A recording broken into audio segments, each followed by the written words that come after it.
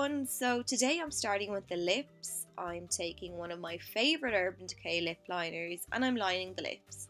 I think this lip liner pairs really nicely with the lipstick that I'm about to use from the collection called Bun Bun. So all I'm doing is outlining the lips. Usually I'd fill them in too, but I don't really need to because the lipstick is so close to a match. This lipstick is a comfort matte, a much loved formula of mine from Urban Decay, and as you can see I'm just filling in the remainder of the lips with the lipstick, and then I'm going back in with my 1993 lip liner and I'm just blending in the edges. It's not entirely necessary as, like I said, the two products complement each other nicely, but it's just something that I like to do. Next then, I'm going to add some highlight to the skin because I'm feeling lost without it at the moment, and to do that I'm taking the Beauty Beam palette. I'm using that middle highlight shade from the palette, the lightest of the three, and I'm adding this to the areas of the face that I want to have stand out.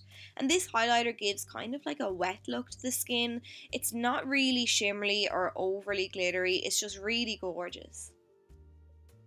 Moving on to the eyes now, I'm beginning by taking the Daydream palette, and the first shade I'm using is called Lucy. I brought my foundation over my lids when I was doing my base, and now I'm adding a very light dusting of Lucy over the top to set that foundation in place. Now I'm taking the shade Daydream right next to the one that we used previously, and I'm going to add that into the crease.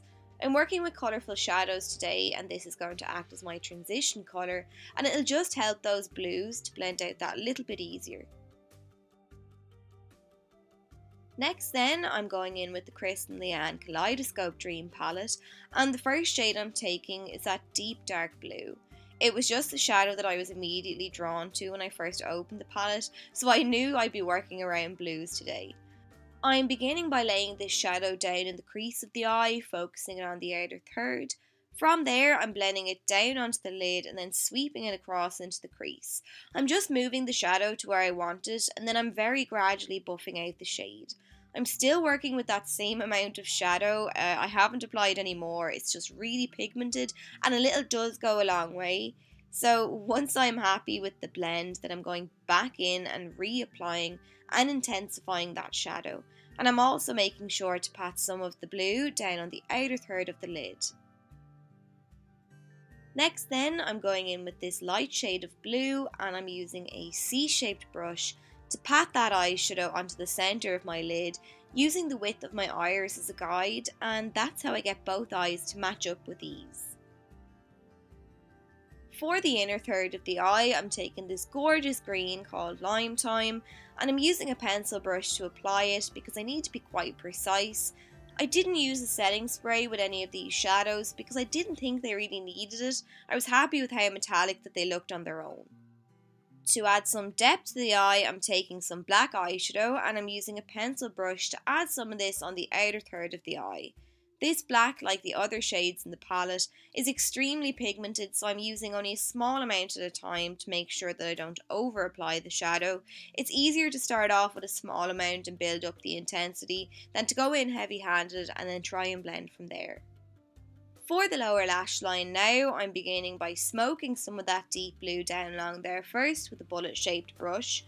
The smaller the brush you use, the more intense the shadow is going to look. So I want that shadow to be a little brighter, so I'm switching to an angled brush and patting that shadow down along there too, and then I'm going back in with the bullet shaped brush and softly blending out the edges. Next, I'm taking Leo, that shadow on the left of the circle. It has the most gorgeous green shift to it, and I'm adding this around the tear duct to add some more sparkle to the look. And then once again, I'm going back in with my black and adding some depth to the outer third of the lower lash line.